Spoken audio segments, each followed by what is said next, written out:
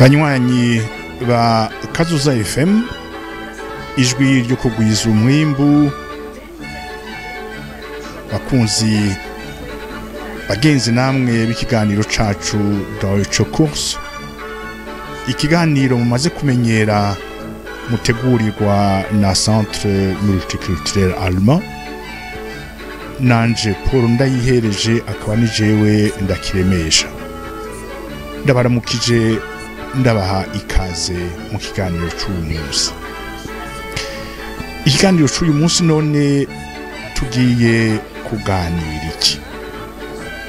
Nifuje rwose ko imbere y'ugusimbiza tukava kuco twari tumaze turabira hamwe dusimbiza tuja ku kindi ikivi, nifuje ko twosubira gatonye mu majambo avunaguye tugasubira ku bikuru bikuru twabonye muri iki cigwa. Iki cigwa naco cari gufatiye kuri theme centrale yitwa Wohnen, das Wohnen. Nukuvuga ni harya hantu bijya bice abadangi babamwo. Ivyo navyo tukaba twabibonye mu ntambwe zitandukanye. Mu ntambwe ya mbere twarize ingene bita igice kimwe kimwe mu kidagi, aho umuntu ashikira, aho umuntu aruhukira, aho umuntu atekera n'ibindi. Mu ntambwe ya kabiri twarabonye turiga ingene bashobora kwereka umushitsi iyo icumba rondera kiri, akeneye kumenya tuvuge nko kuja muri salle de bain arafise ingene bibaza uvyumvise nawe hariho kundukizwa kumishura. Mu ntambwe ya gatatu nukuganira kubijanye n'ivyo uhejeje kubona icumba canke ivyumba, inzu canke amazu uhejeje kubona. Nivyo twise mu kidagi Zimmer benennen.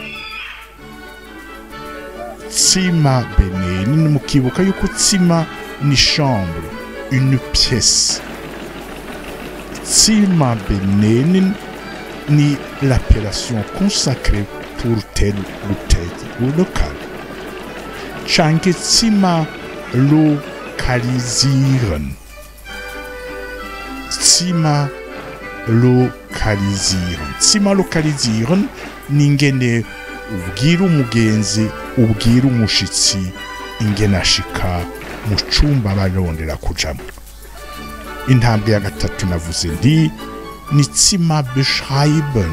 Zimmer beschreiben, beschreiben no gutera, no vuga kuganira kubijanye n'inzu canke icumba. Beschreiben ni décrire mu gifaransa. Aha hariho ukuntu bigenda, nivyo twabonye nagira ngo twibukanye mu majambo avunaguye tukavyita vyose hamwe ni rund den Begriff Zimmer.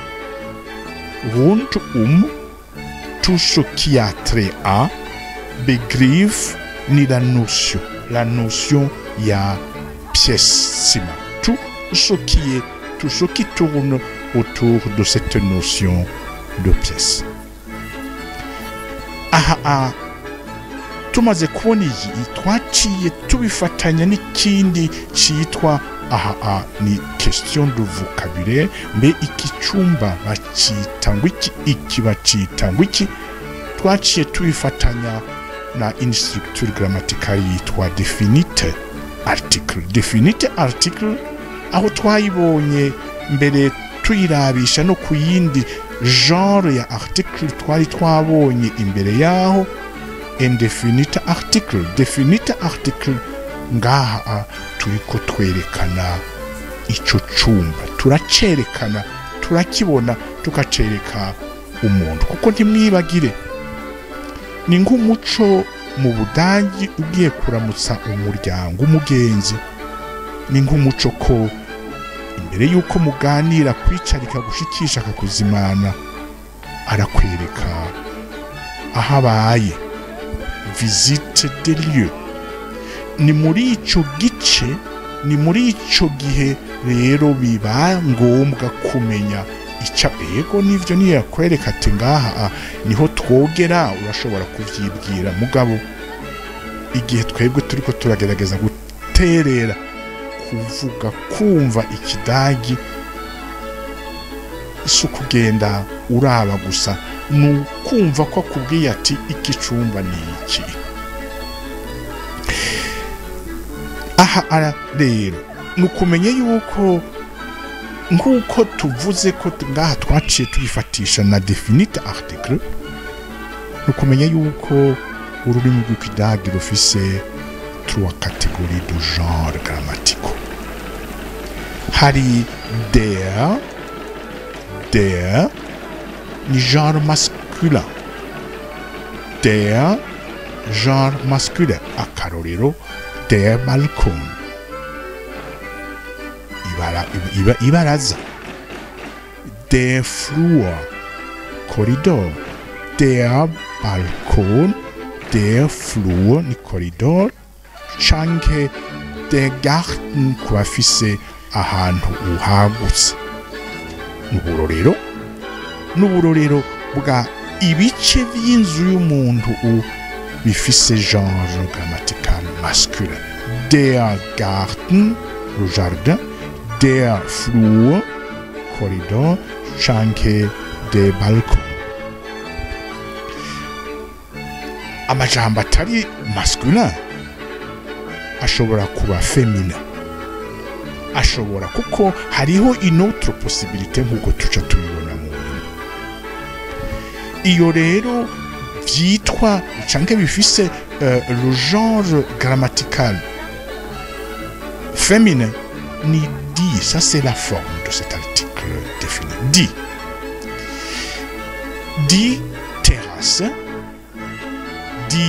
terrasse, encore une fois, nirindi zina baha ico gico c'inzu.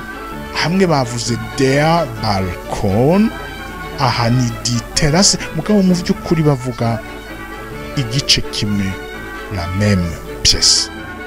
Ni di terrasse, ahandi ni der Balkon, mugabo ni ibaraza. Canke akandi karorero ka genre féminin ni di toilette. Di toilette ni muri toilette aho abashitsi canke mbere n'ahaba bihagarika. Di toilette.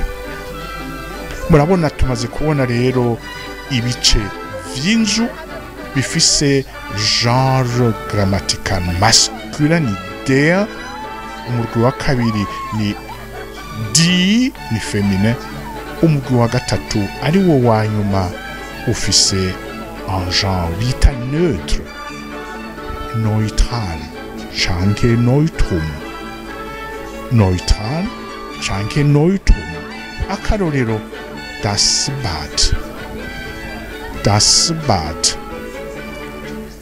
das Bad ni salle de bain, canke das Schlafzimmer, das Schlafzimmer ni icumba umuntu aruhukiramwo. Schlafen ni kuryama, kuruhuka, zimmer ni cumba. Mbere tukiraho amazina atari make mbere yitirirwa ico abantu bakorera, bene inzu canke abashitsi. Mbereje gutanga akarorero ka Esszimmer, Schlafzimmer. Schlafzimmer ivuye muri un verbe yitwa schlafen ni dormir, schlafen dormir. Esszimmer ivuye muri verbe essen, essen ni manger. Donc Esszimmer ni harya hantu bagira iki, bafungurira. Schlafzimmer, schlafen dormir ni harya hantu abantu canke umuntu aruhukira. Urashobora kuba ufise aho ukorera mu nzu n'ikindi gice c'inzu ubayemo. Bayita muri icyo gihe bafatiye kuri irivuga gukora arbeiten. Icyo cyumba bacita Arbeitszimmer. Uburorero bungahe butatu aho tubonye ko ibice bimwe bimwe by'inzu bavyitirira icyo bikora, aho bakirira abantu bateramira, aho bafungurira, aho baruhukira n'ibindi. Ngubu uburorero twibukanya ingene bita ivyumba bimwe mu Kidage Zimmer benennen. None umushitsi akubajije ati mbega dushe irihe, salle de bain irihe, toilette irihe? Aha ni Zimmer lokalisieren. Ni ukuvuga iki? Ni ukurangira umushitsi icyo akubajije ahagomba kuja. Aha ugomba kubikoresha, ugomba kumuha inyishu, ukoresha amajambo abiri, mbere ashoboka kuba atatu. Ayo abiri nizo bita local adverbien. Adverbien, c'est la forme du pluriel y'ijambo bita adverbe mu gifaransa. Adverbien ni igihari nyinshi. Local ni local nyene, endroit. Donc il s'agit ici de mots d'adverbe pour être précis qui renseigne sur le lieu. Aha rero ni dort, da, canke hiya. Nizo zitatu. Simvuze ko ari izo zitatu gusa, mugabo ngaha iyo turiko turavuga en fait ikiganiro c'est rund den Begriff Zimmer. Ni tout autour de ce qu'on appelle les lieux d'habitation. Hiya ni gihe wewe uriko uravuga ubwira umushitsi cyangwa uwundi wese iyo pyesu umurangira iri hafi yiwawe. Hiya ni ukuvuga ngiyi hafi yiwawe. C'est par rapport à la personne qui indique et qui parle. Hiya. Mugabo igihe aho agomba kuja umwereka ari kure gatonya, ukoresha irindi jambo, iyindi adverbe de lieu yitwa dort. Hiya, c'est toujours par rapport à la personne qui renseigne, qui indique ikintu kiri hafi yiwe. Dort, en revanche, c'est quelques centimètres, quelques mètres plus loin par rapport à ahabari, aho ahagaze canke yicaye. Hagati aho hariho intermédiaire. Ashobora kuba atari hafi cyane, atari kure cyane, mugabo ari hagati na hagati, aho umuntu akoresha irindi jambo ryitwa da. Rero pour localiser les lieux wifashisha ama adverbe de lieu atatu: hier, da et dort. Tutandukiriye kubijanye na beschreiben, Zimmer beschreiben. Nigihe muri ko muravugana ibijanye n'ivyo wabonye, nababwiye yuko usa n'umugenzi wabo, baragutembereza bakakubwira iki un petit tour de lieu. Baca bakubaza bati none mushitsi muhire ubonye gute iyi nzu mpejeje kukwereka, uyibonye gute? Aha rero ushobora kuvuga muvugana na nyene inzu canke wagiye kuramutsa mufatiye ku bice bitandukanye. Murashobora kuvuga ingene isikuye, ingene ari nto canke nini, igicanke izimvye canke itazimvye. Ni hahandi rero twabona yuko kugira ngo iki gikorwa kiranguke sur le plan de la communication, wewe ubajijwe ingene wishura, bakubaza bati wie gefällt meine Wohnung, wie gefällt meine Wohnung, canke wie finden Sie Wo findest du meine Wohnung? Ça fait deux verbes. Twabonye turagaruka ko gatonya en fait zigushoboza kuvuga ico wiboneye cyangwa ico wiyumvira kuvyohejeje kubona. Ikibazo: Wie gefällt dir meine Wohnung? Comment tu trouves mon appartement? Wie gefällt dir meine Wohnung? Comment tu trouves ma maison? Cyangwa wie findest du deine Wohnung? Hamwe le verbe ni gefallen conjugué à la troisième personne du singulier, parce que urumva ndiko ndishura ku kibazo kijanye na mbega ubonye gute, wabonye gute inzu yanje. N'inzu ni singulier, mugabo igihe yo kwaza ibintu mu bwinshi birahinduka. Ya verbe gefallen uca wivuga dans sa forme de conjugaison au pluriel. Wie gefallen dir meine Zimmer? Zimmer au pluriel. Wie gefallen dir meine ikintu au pluriel. Ou alors, wie findest du? Aha, alors verbe finden reka ndavyibutse. Le verbe finden ni verbe isanzwe iba conjugué comme les autres verbes tumaze kubona: kommen, heißen, lernen, studieren. Verbe régulier. Mugabo mvuze régulier, reka nkosore gato. Hariho akantu kamwe kubera finden, muribuka la morphologie des verbes. Hari uhereye iburyo, hari endung, la terminaison sur le plan de la forme, hakabana la racine, le radical de ce mot qu'est le verbe. Ni find.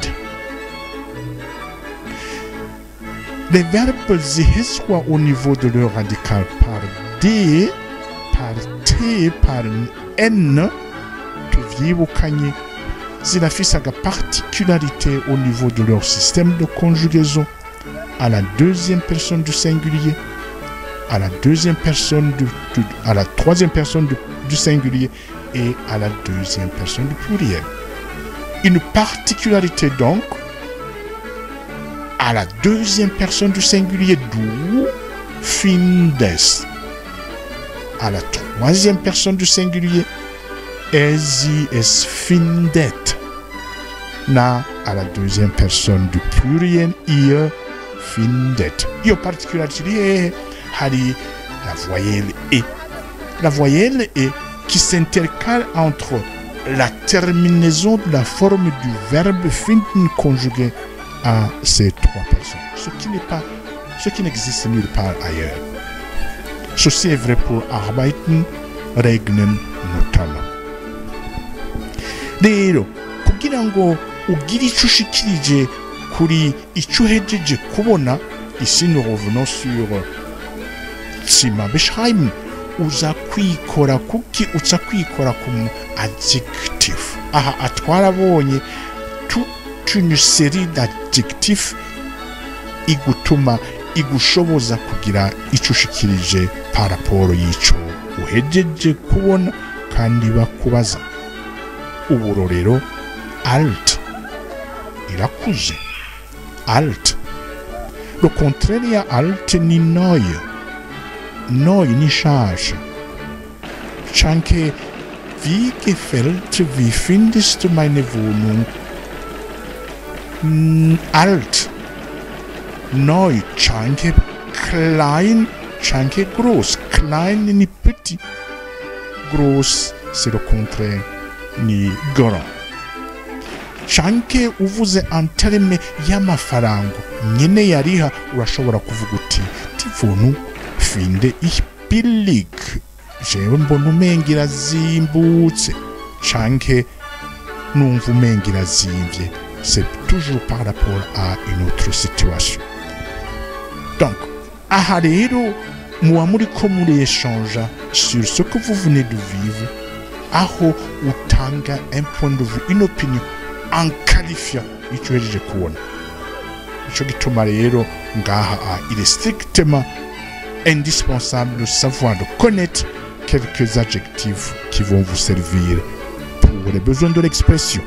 Ngibi ibintu nyamukuru twabonye tututuru ico kintu kijanye na tsima, ingene bazita, ingene bazirokaliza, ingene bashobora kuzivuga ko uko bazibonye. Ikindi namaze kugishikako nikijanye na les deux verbes zikoreshwa ngaha dans le cadre de ce thème. Namaze kukivuga, reka twibukanye le verbe gefallen na le verbe finden.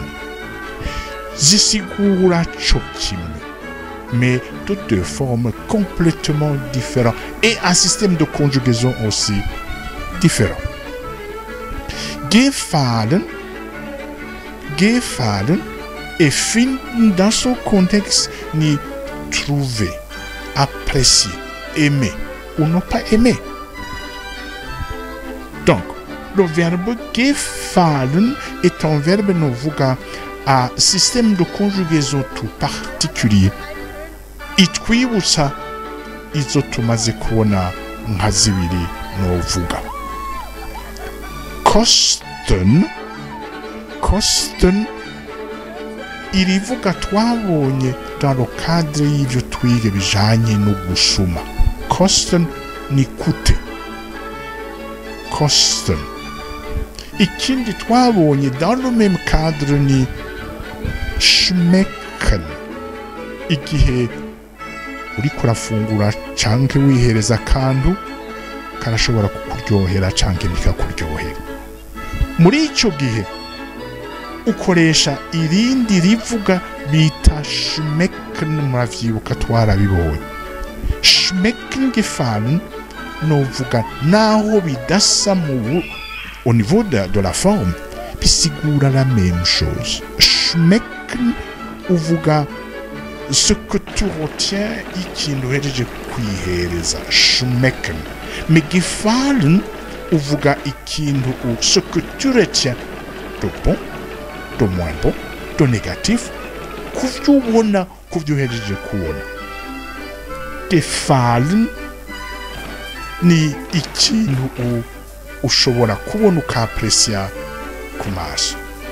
Schmecken ni ikintu wafunguye wihereje, mais aussi au finish uri amené à apprécier ou à ne pas apprécier. Ukoresha schmecken. Donc, le verbe gefallen, au niveau de son système de conjugaison, c'est exactement comme kosten. Il se conjugue rien que muri personne zibiri. Et kambere novuga muri personne imwe. Ni à la troisième personne. Au singulier et au pluriel. Le verbe kosten se conjugue rien que à la troisième personne. Selon la nature du sujet singulier, selon la nature du sujet ni pluriel, iyo ari bintu vyinshi. Même chose que gefallen, mugabo avec la différence au niveau de la forme. A gefallen, ari singulier ni gefällt. La voyelle A ica yambara yambikwa agakofero bita umlaut. Gefällt. Mugabo ari au pluriel, il reprend effectivement la même forme que même à l'infinitif. Ditsima gefallen mir gut. Ditsima gefallen mir gut. L'autre verbe qui attire ou qui fixe notre attention dans ce cadre thématique ni finden. Finden c'est un verbe novuga régulièrement bâti au niveau de son système de conjugaison. Bien sûr, au niveau de la forme, hariho une légère modification à la deuxième personne du singulier, à la troisième personne du singulier et à la deuxième personne du pluriel, où nous avons en réalité, en plus si vous trouvez tout menyereye, endung st, t na t, hariho iyindi voyelle e qui s'invite et qui doit être là. Mutashobora kwibaza ni kubera iki biva kuki? En réalité, c'est pour des raisons de commodité au niveau de la prononciation. Et namwegeza finden, la deuxième personne du singulier, du find radical find, et puis la terminaison st. Nimugeze murambarira yuko mushobora kwigira icyo bita woshobora kwivuga utikomerekeje ku rurimi. Uhumura ntukomereke ku rurimi, bene ururimi ahubwo baravyiyumviriye, niho rero gushirako iyo et entre la terminaison et le radical et la fin du radical pour des raisons de commodité de la prononciation. Igikurikira, toujours dans le cadre du thème qui appelle ici, qui retient ici notre attention, ibintu bijanye n'ivyumba ni kintu une structure grammaticale tuzi twabonye personal pronomen mugabo er, es, canke zi. Ibuka namwe igihe twamenya ingene abadagi bita amacuti, inshuti zabo mu kidagi, harya twarabonye ikintu kijanye n'iyi forme de personal pronomen, aho twabona mein Vater heißt, mon père s'appelle, mein Vater lebt in, mon père aba. Pour des raisons novuga de qualité de rédactionnelle, ne pas remettre Vater en même mot dans deux phrases qui se suivent. Ndashobora kuresa tombe le mot Vater muri deuxième phrase nkayisubiza par un pronom personnel. Vater ni masculin, donc mein Vater dans la phrase qui suit, mein Vater lebt in, ndashobora kuvuga lebt. Bimeze gute? Mein Vater heißt Peter, lebt in Berlin. Ico kimwe na mvuze uwundi muvyeyi, meine Mutter heißt Petra, meine Mutter wohnt in München.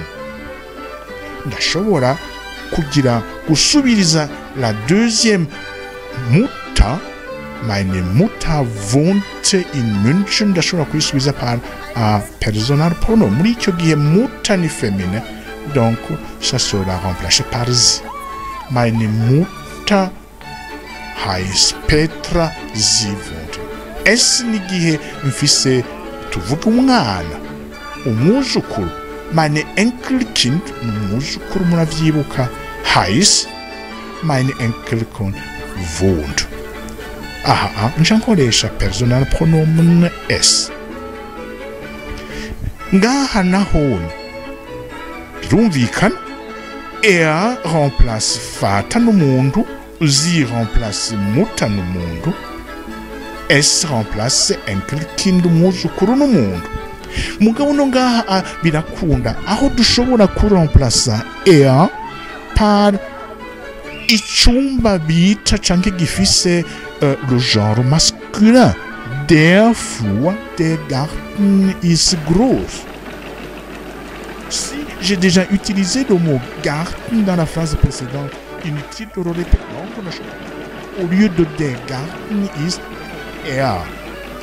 Même chose es. Mvuga Bad, das Bad, Salle de bain, das Bad ist klein. Es ist klein. Chanke sie pour la cuisine. Donc, c'est exactement le même principe. On remplace par un nomen au masculin. Es neutre et zi féminin. Inshuti reka ikiganiro cacu tuki hagarikire ngaha aujourd'hui. Nizera yuko tuzobonana ku ndwi iza naho ukeye ndabikiranje. Kazoza FM, be your own boss.